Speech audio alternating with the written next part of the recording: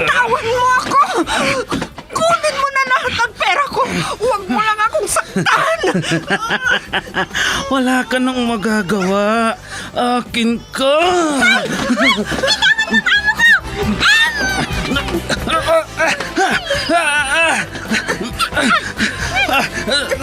Sino kang pumulupot sa likod ko? Bumaba ka dyan.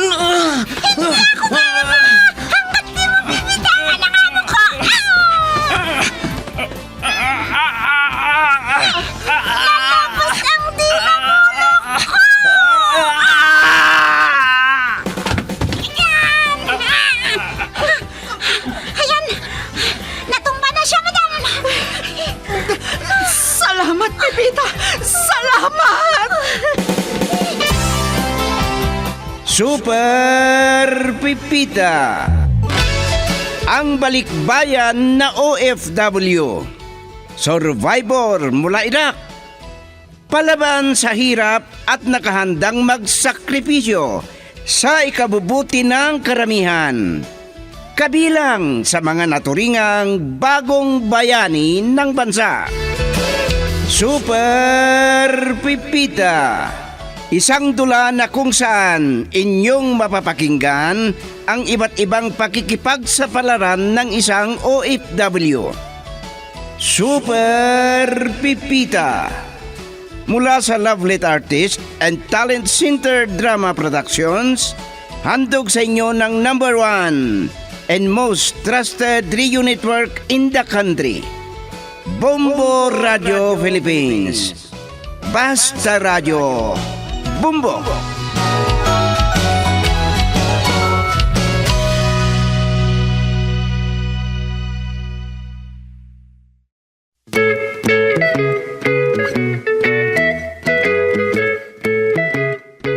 Ang nakaraan, sinabi ni Rito na kunin siyang driver ni Amadio. Pero nung nakita niyang nag-uusap silang dalawa ni Stiling at Pipita, nilapitan niya ang mga ito. Nagalit si Gualberta nang nakita niyang nakikipagkismisan si Pipita sa katulong ng kabilang bahay. Nung tinawagan ni Stiling si Pipita, sinabing pasyalan na lang ni Rito sa bahay nila. Nagpaalam sa kanyang tiyuhin na pasyalan si Stiling pagkatapos niyang manggamot. Madaling araw na siyang nakauwi. At ngayon, narito ang karugtong ng isang linggong kasaysayan na ating pinamagatang Pamangkin na Manggagamot, dito sa ating dula, Super Pipita.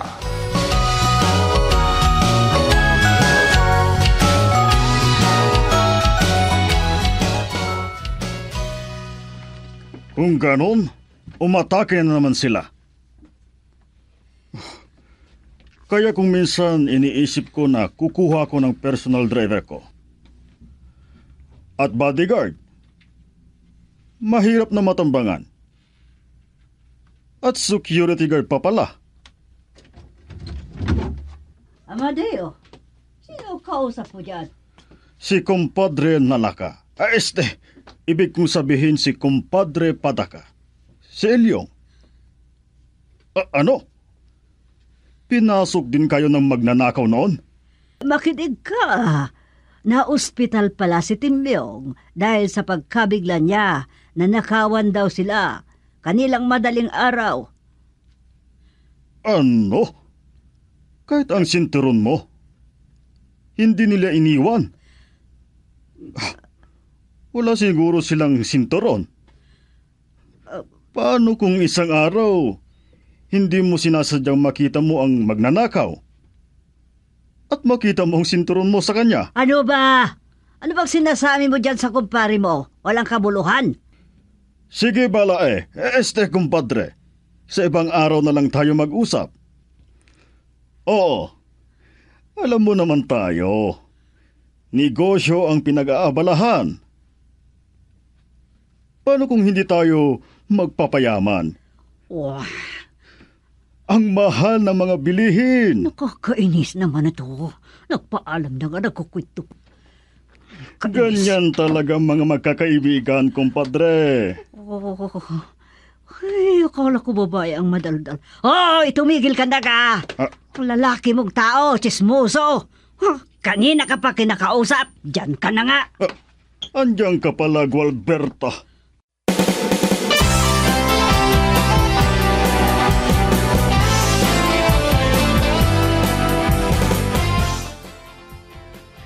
Pupunta sana ako dyan sa bahay ng amo mo.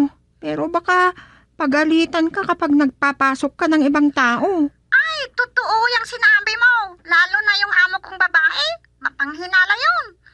Buti si Sir Amadeo. Medyo nakakaintindi. Si Sir Amadeo na lang ang kakausapin ko kung ganon. Ay, wala naman siya dito. Tawagin mo na lang sa kanyang cellphone. Sakaling payagan ka, matutuwa si Rito niyan. Kapag makita ka dito. Huwag na. Dito na lang tayo mag-usap sa cellphone. Ganito yan kasi. Maagang pumunta dito si Tiang Gualberta. Tinanong niya kung pinuntahan ako ni Rito dito sa bahay. Aha, naninigurado siya. Oo, nanigurado nga. Hindi ko alam kung nagdududa o ewan. Ganito rin kasi. Madaling araw nung umuwi si Rito. Nanggamot pa yan kaya. Bago ka pinuntahan dyan sa bahay ng amo mo. Iyan din ang sinabi sa akin. Nagkataon naman na may nanakawan. Sige, Pepita. Baka nakaistorbo na ako sa'yo. Magpapaalam ako kay Sir Amadeo kapag pupunta ako dyan. Itataon ko kapag wala si Rito at Tiang Gualberta. Sige, bye!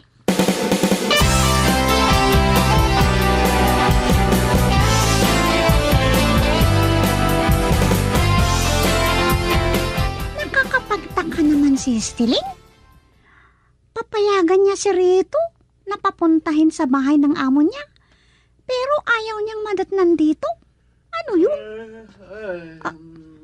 Sarap ng tulog ko, Pipita. Andyan na si Rito. Ay, kulang kasi yung tulog ko. Paano kasi? Kung hindi ako nagkamali, 4 lang na oras ang tulog mo. Madaling araw ka na kasi umuwi. Ay, 4 na oras lang pala ang tulog ko. Ay, babalik pa ako sa higaan ha. Para ikaw lang ang pagalitan ni auntie. Bakit naman ako ang pagagalitan? Ang sabihin mo, kakausapin ka pagdating. Oh, tinatakot mo yata ako ha, Pipita. Ay, nagutom tuloy ako. Wag mo na akong ipagsandok. Bahala na ako. May pupuntahan pa pala ako mamaya.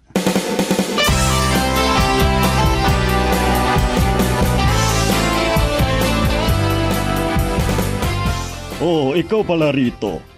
Mabuti na lang at hindi ka nawala. Kung sakaling nawala ko, Uncle, magpapanawagan ako sa radyo. Baliw ka talaga. Bakit? Makakarating ba ang signal hanggang sa lugar natin? Malakas ang signal doon, Uncle. May internet na nga eh. Pero kapag hating gabi na at nakikinig ka ng radyo, parang nasa China ka. Hindi maintindihan ang mga salita. Alam mo ba ang nangyari kagabi? Ha? Ano bang nangyari, Uncle? May nanakawan. Kaya balak kong kumuha ng bodyguard at security guard dito sa bahay. Ako na lang, Uncle. Huwag na kayong kumuha ng iba. Nagbibiro ka ba? Kalit mong yan. Makakakilos ka ba? Kahit malit ako, Uncle, malakas ako. At saka anong silbi ng aking agimat? Sige na, Uncle. Umayag ka na.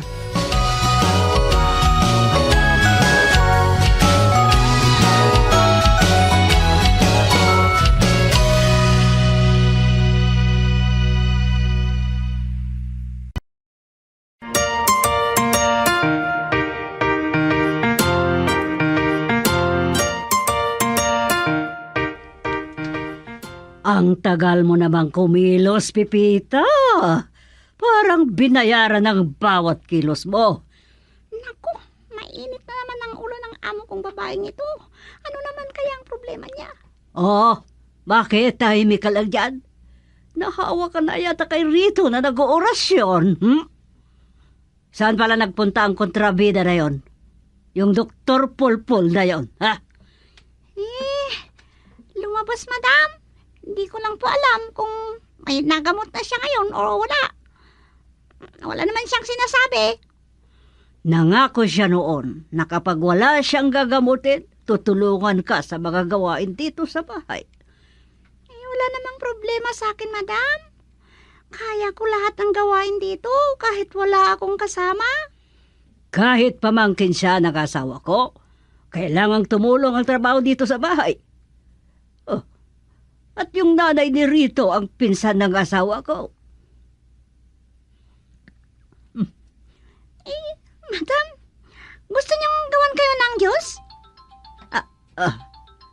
Sige, Pepita. Dahil ang init sa labas, nakakamatay. Salbahe, kaninong cellphone yung tumutunog? Baka cellphone mo, Pepita.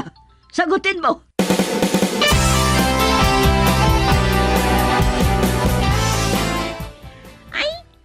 Kayo po pala, sir. May sasabihin po kayo sa akin?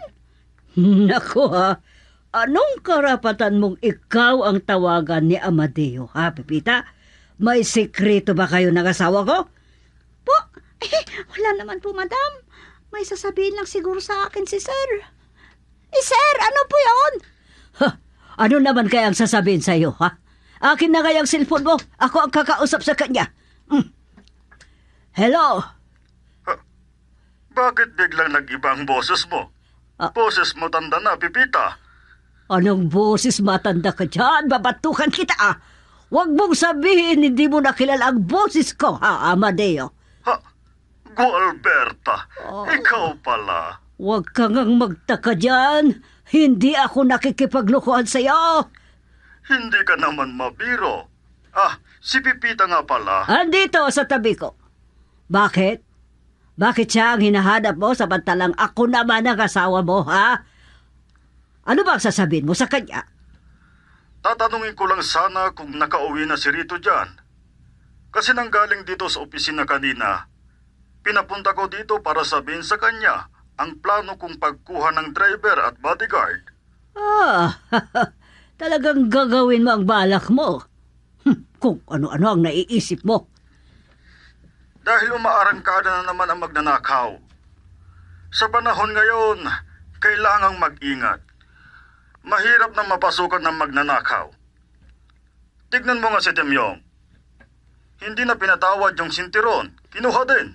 Tumahimik ka nga dyan. Ikaw na matanda ka, ha? Walang kabuluhan ang mga pinagsasabi mo. Kagkaya ka na lang ng pamangkin mong nahanginan ang utak.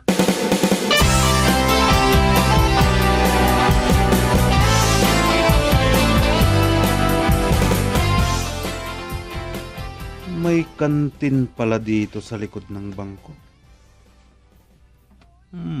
Magandang pagtambayan dito. Napansin ko, mula noong dumating ako dito, maraming nagsisidatingan na nagmemeryenda. Pero hindi muna ako mag-order. Hihintayin ko pa yung kausap ko. Nasaan na kaya yun? Tagal-tagal. Siya na siguro itong tumatawag. Hello? Kanina pa ako nandito. Ano? Hindi ka matutuloy na pupunta dito? Ang daya mo naman. Inihintay pa naman kita para ilibre mo ako. O sige. Bye. Aray ko. Sumasakit ang sikmura ko. Teka lang. Si Stiling yun ah. Bakit kaya nandito yan?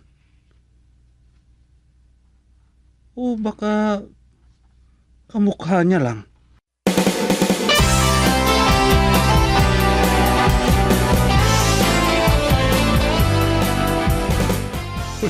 Ang ganda mo talaga, Stiling. palabiro din pala kayo, sir. Maganda ba ako? Isa lamang akong katulong. Pero ang suot mong damit, ang ganda. Parang hindi damit ng isang katulong. Hindi ka rin padadaig kay Pipita sa kagandahan. Maganda si Pipita, sir. Siya nga pala, malapit kayo sa isa't isa ni Pipita, ano? Pumunta ka sa bahay. Ay, talagang gusto kong pumunta sa inyo. Kaya lang baka magalit si madam. Ang sabi kasi ni Pipita, ayaw magpapasok ng ibang tao. Hindi ka ibang tao. Hindi ka naman masama, hindi ba? Itaon mo kapag walang asawa ko. Laging lumalabas yun. Ay, sinabi niyo yan ha. Sige, pupunta ako doon sa inyo kapag wala si madam.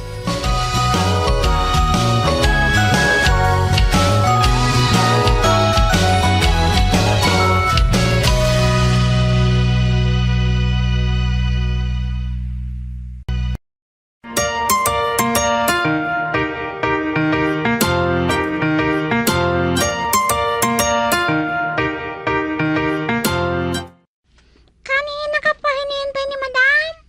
Saan ka daw nagpunta? Pagkagaling mo sa opisina ni Sir. Ha? Bakit alam niya kung saan ako nagpunta kanina?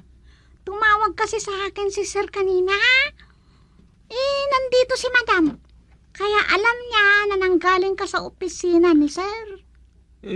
Saan ba naman ako pupunta di ng gamot? Mag-apply sana akong driver ni Uncle, kaya lang hindi ko kabisadong magmaneho. Nasaan na si Ante? Lumabas. May tumawag sa kanya kanina. Baka pauwi na yun. Ano daw pa kasi ang sasabihin niya sa akin? Hindi ko alam. Yan lang pala eh. Sige, tutulungan kitang magluto. Pero sandali lang Mag-alas 6 na. Mag-oorasyon muna ako. Asan na yung agimat ko? Agimat?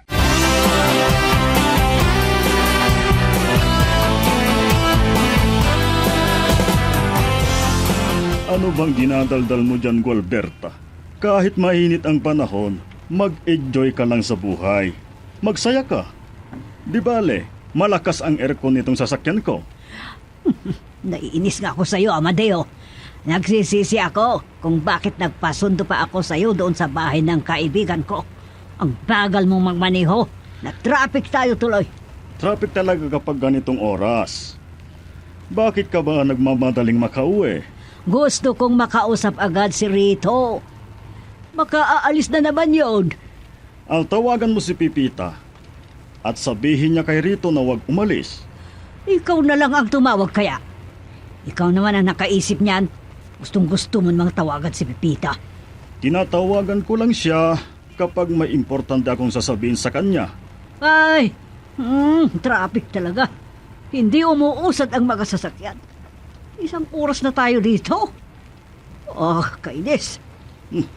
Hayan, umandar ng sasakyan.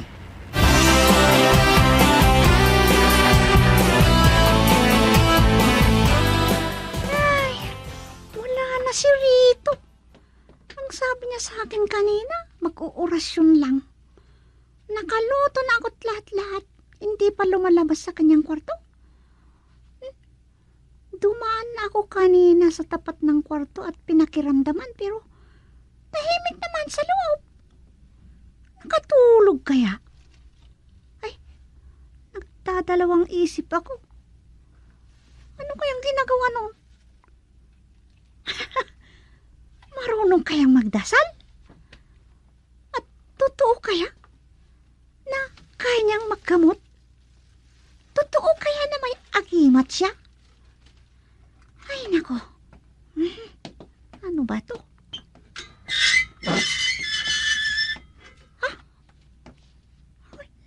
Si Madam. Dumating na.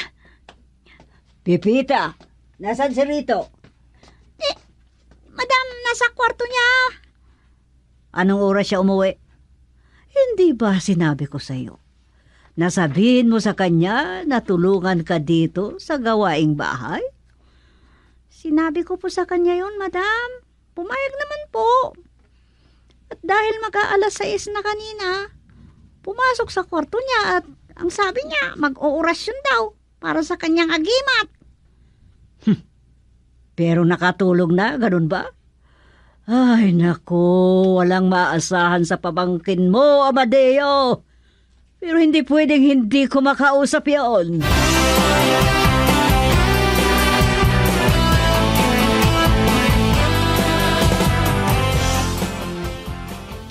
Mabuti naman at hindi ka lumabas ng bahay ngayong gabi rito. Kaninang umaga pa sana kita gustong kausapin. Kung saan saang sulok ng daigdig ka nakakarating. Wala pa yatang nakarating sa sulok ng daigdig, ante. Ah. Pero may nakapunta na sa Mars at sa buwan. Huwag mo akong iligaw sa usapan. Baka nakalimutan mo na yung sinabi ko, ha? Ulitin ko, kung wala kang gagamutin, hindi ba't sinabi ko sa'yo, tulungan mo si Pipita sa trabaho niya? Oo, ante. Bukas, lilinisan ko yung kwarto ko. Alam na bang si Pipita ang maglinis sa kwarto mo, ha? Hindi mo naman siya asawa. Talaga namang hindi ko siya asawa, ante. Dahil si Estiling ang gusto kong mapangasawa. Ang ganda-ganda ng pilik mata niya. At morena ang kanyang balat. Mag-aasawa ka rin lang. Isa pang katulong, ha, Rita? Ha? At hindi naman siya maganda.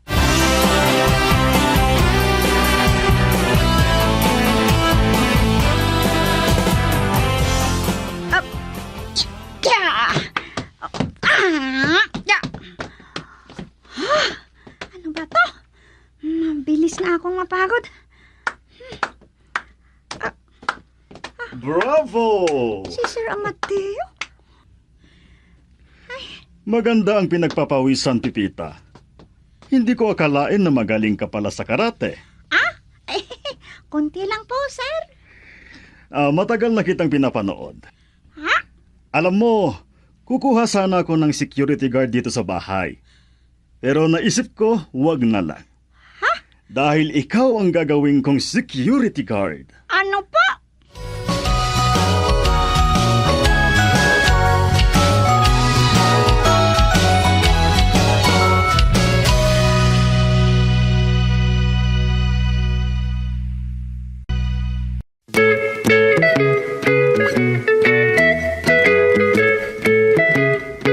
Ano pa ang mga susunod na mangyayari?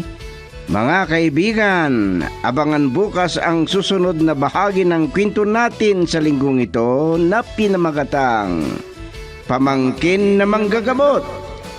Dito sa ating dula, Super Pipita. Mula sa panulat ni Delfin Dumayas at sa direksyon Leti Astudillo Aquino. Mula sa Lovelit Artist and Talent Center Drama Productions, ihahandog sa inyo ng #1 and most trusted radio network in the country, Bombo Radio Philippines. Basta Radio Bombo.